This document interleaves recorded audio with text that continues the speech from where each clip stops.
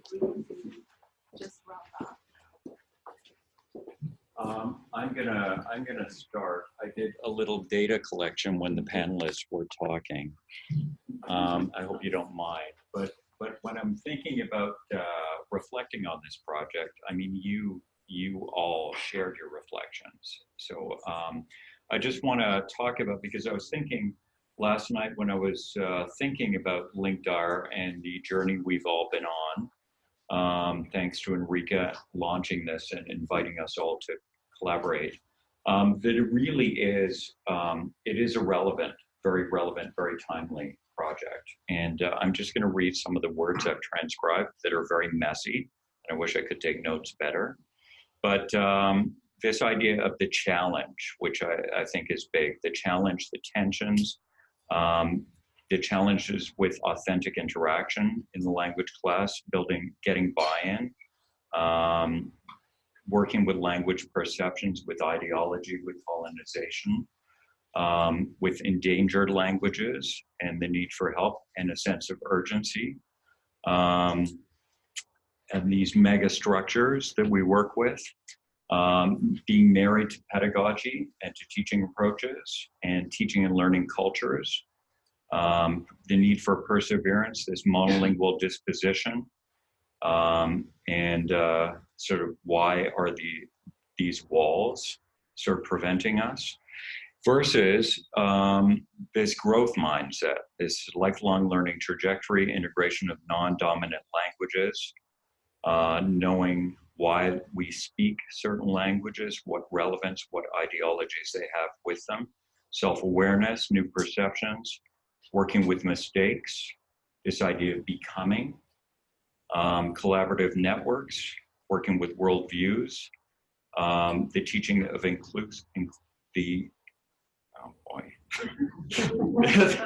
this idea of inclusion and equality. And I think, you know, when we think about language education and education in general, it's this idea of compartmentalization, unfortunately. It really is a challenge and a problem, because I think at the micro level, it transforms into the macro level, and we see this. I mean, you just have to look at world events these days in this polarization. And I was watching a bit of the Junos last night, the Canadian Music Awards, and there were a number of references to reconciliation, to Indigenous languages, and one singer said, talked about the number of Indigenous languages we've already lost, and those disappearing, and restating that language is who we are. So I think this idea of language and identity, working actively with that teachers, we don't often do in the class, and yet it is an understated element that we can potentially work with, and that I think LINCDIRE helps us activate. And, you know, even I've been reflecting, like I'm sure many of you, on the horror of the Christchurch shooting in New Zealand. And I think this comes from this polarization of ideologies. I mean, you know, and I think this type of project where we try to show the complexity in language and identity and the dynamic nature of it, and hear other people's experiences and try and understand them and relate to them, helps break down some of these barriers and these walls, you know, and contributes to this humanistic aspect of language teaching that I think is inherently there, just we haven't tended to work with it in the past. So I want to thank Enrica for launching this big mega project. It's now almost over, and maybe you can talk about the next chapter, potential chapter. And I want to thank all the team who's worked on this, because you've done the majority of the work for this project. So thank you very much, all of you, for great presentations today, and for the work that you've been doing with this project, because it's been in your hands and you've shaped it. And so we want to thank you for that. Yeah. Thank you, Jeff. Yeah, they really deserve an applause. And all the 2 to 3 hour video conferences. Yeah, well, I think that, Jeff, you have summarized really the core of the project with your notes, which, as you said, also emerged from the discussion. So this is particularly rewarding, encouraging at this point after so much work. I must say that during the project, there were moments where we were kind of desperate because, well, first of the technology, as Jeff explained, we kind of said, okay, that's gonna be easy. We take one portfolio and we adapt. And no, that was absolutely not easy and almost not possible. And we had to already see that this linear view, it's not working if you want to go towards another mindset already in the technology. So it's not just, oh, we tweak a little, we adapt, because that's the same for technology as for methodology, you know? Oh yeah, we change something, we do, and more or less it will work. No, it's really a total mindset that has to change if we really want to go towards a task-based and more complex and non-linear. So, but we were resilient. Actually, we should rename the project the Resilient Project, because we had all sorts, as you can imagine, of difficulties, etc.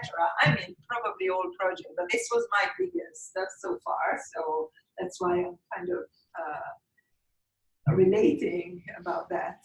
But we managed, and we managed, I think, only for one reason, because we tried to build on each other's expertise, experiences, way of seeing, which again was not necessarily easy. I mean, it was for us kind of Western pedagogy totally new, although there was an enormous interest, and for our colleagues in indigenous languages also totally new. And we're probably just at the very beginning. We've just made the first step, but it's an important first step. It shows that it is possible. We still have a lot to do, but it is possible. And the fact that we already have something out there that we can build on. Some people today said, how can we continue? And there is the problem of the curricula that are imposed, of assessment, sure.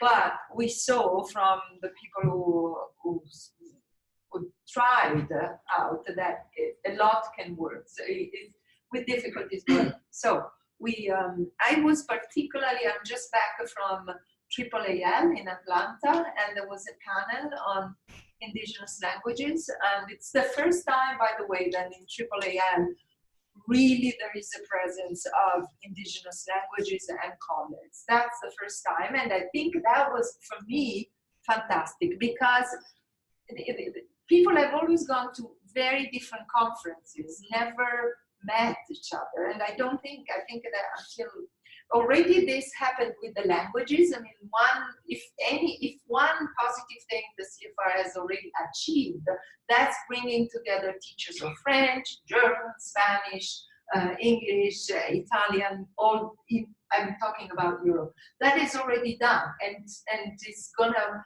be done, is happening little by little in all the contexts where it is used. So now here we need to go a step further, no? To have even this responsibility of bringing together two words that for historical reason and colonization, as you said, and all the negative aspects have been separated. And I was particularly happy that in that panel, there was a colleague from the US who presented on what is a real world task for an endangered language. And the idea, the subtitle, which I can't read now, wow, it was authentic interaction, finding spaces for meaningful interaction in instructed language revitalization. And what she presented, of course, was not LINCDIRE, but it was very, very similar. You know, like the idea behind was the same.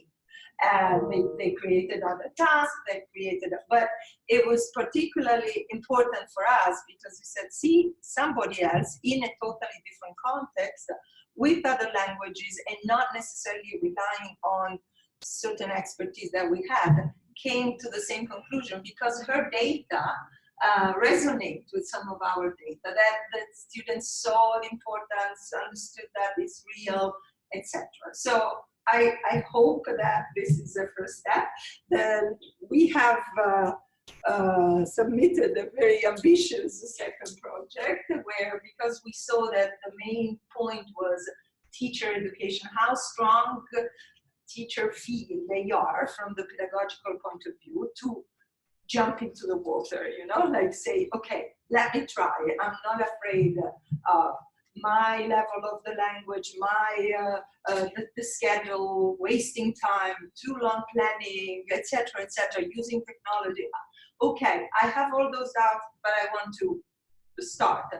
And we saw that the more teachers feel they have been prepared, they feel strong, and they feel okay, fine, no, with themselves, the more they are ready. So we said, okay, we want to present another project and try and get some funds. But as you know, it's a very competitive process. So we don't know. But some people in this room have already signed in for a new project if ever we get there. So let's hope that this is the next step. And otherwise, stay in touch. And if you want to try something out, just really stay in touch and we will follow up. Okay, Enrique, just one more thing. Yeah. And just a big shout out to all our piloting teachers and students, and for taking the risks with this approach. It is pretty risky. And thank you.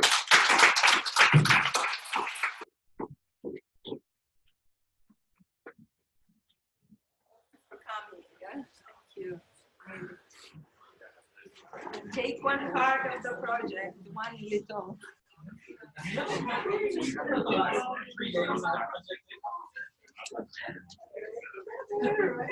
Bye-bye. Bye. Bye.